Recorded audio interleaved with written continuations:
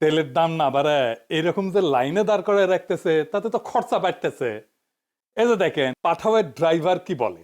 সাধারণ পাঠাও চালক যে 10টা থেকে এখন 4টা বাজে, এখনো যাইতে তেলের কাছে পৌঁছাইতে আরো 2 ঘন্টা বেশি সময় লাগবে। তাহলে এই যে আমার সারাদিন তেলের বিশেষ ছুটতে হইতেছে। এরকম যদি সরকার যদি একটু পদক্ষেপ নেয় সবার জন্য ভালো হয়। এরকম হলে তো আমরা না খাইতে খাইতে মারা যাবো, যে অবস্থা দেখা যাচ্ছে। শুনছেন? তার মানে পাঠাওয়ের ড্রাইভারের 4 ঘন্টায় যে আয় হইতো সেটা তো লস হইতেছে পাঠাও ড্রাইভারের, তাই না? দাম না বাড়ে লাভ হইল কি?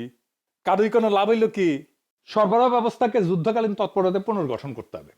তেল কেনা হয়েছে কিনা, জাহাজ আসছে কিনা, এটা শেষ কথা না। আসল কথা হইলো টাকা ছাড়া হইলো কিনা, ব্যাংকিং উইন্ডো খোলা ছিল কিনা, ডিপো রিলিজ হইলো কিনা, ট্রাক মুভমেন্ট আটকাইলো কিনা, পাম্পের টাইমলি ডেলিভারি পাইলো কিনা। বাংলাদেশের সবচেয়ে বড় অংশ কিন্তু পাম্পে না, কাগজে। আমলাতান্ত্রিক জটিলতায়, ডিপোতে না, ফাইলে।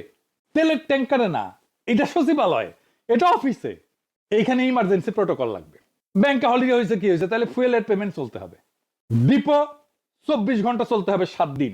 ট্রান্সপোর্টের ক্লিয়ারেন্স ফাস্ট ট্র্যাক হবে। Real time stock dashboard public করতে হবে, দেখতে পারবে পাবলিক যে কোথায় কত স্টক আছে।